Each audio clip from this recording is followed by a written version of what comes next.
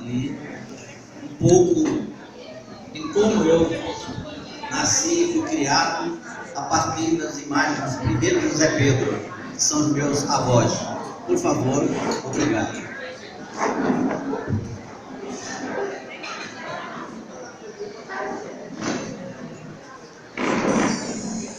Meus amigos, meus familiares, meus filhos, minha mulher. O tempo carregou para longos os momentos vividos naquele lugar onde morávamos. O tempo só não consegue arrancar de nós as lembranças que cada vez mais teimam em permanecer conosco. Busco com os olhos da alma o caminho que percorríamos todas as manhãs e que nos levava até a escola Pedro Ribeiro Taques, meu avô. Os meus pés quase voavam ao tocar o chão ainda molhado pelo orvalho perfumado da noite que o dia afastou. A professora, que também era minha mãe, seguia conosco nessa caminhada e às vezes ela nos ensinava aproveitando os exemplos que a natureza nos oferecia. A escola se destacava ao longe, no meio do pátio todo gramado da fazenda. Chegávamos em festa, correndo para formar a fila em frente à porta de entrada da sala de aula e, respeitosamente, tirávamos do caderno o hino nacional que era cantado com alma. Entrávamos na sala muito limpa, enfeitada com algumas flores do cerrado que colhíamos à beira da estrada percorrida.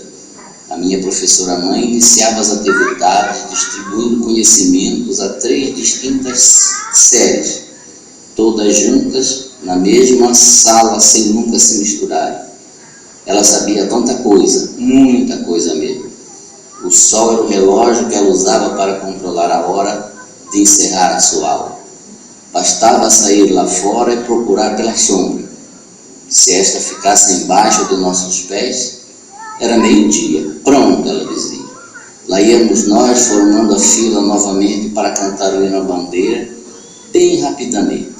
Tínhamos 3 quilômetros a percorrer de volta à nossa casa.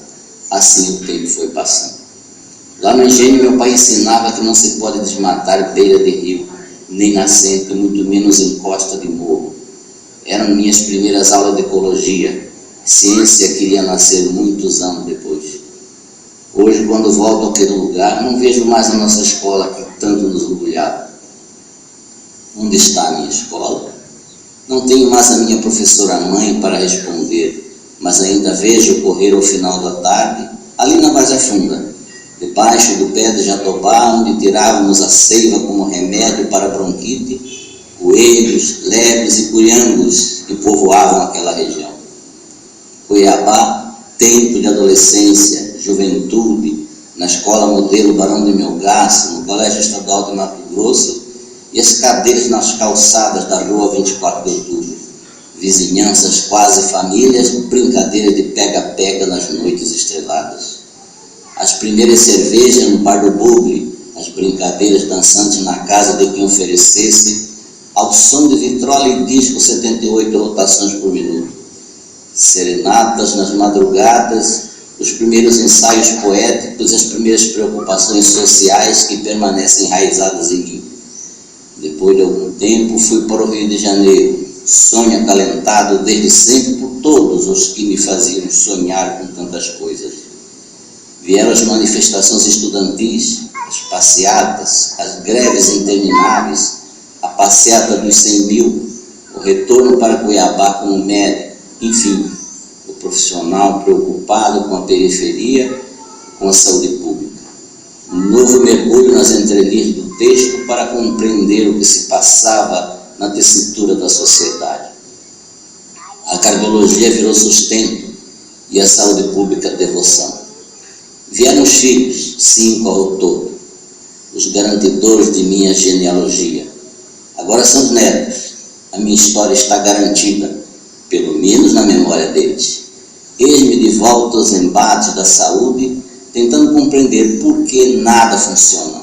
Só minha cabeça, e nela sonhos, devaneios, mestrado, doutorado, filosofias, poesias e muito mais vicejam como as flores da beira da estrada que ligava o retiro de Bauxi ao engenho, meu espaço de vida melhor. Completo 70 anos. Escrevo de forma literal para soar menor, embora nunca tenha passado pela minha cabeça o que quer dizer velhice, palavra que rima com caduquice, nome antigo para uma doença quase nova que afugenta com ginásticas mentais, leituras e escritos, preocupações e ocupações com a vida saudável. Eis a vida, uma vida onde transformei meu trabalho em meu lazer. Por isso sou vagabundo, consciente, responsável, afável, mas vagabundo. Porque o trabalho e suas tormentas desaparecem quando transformados em lazer, em prazer, em alegria. Foi o que eu fiz, por isso 70.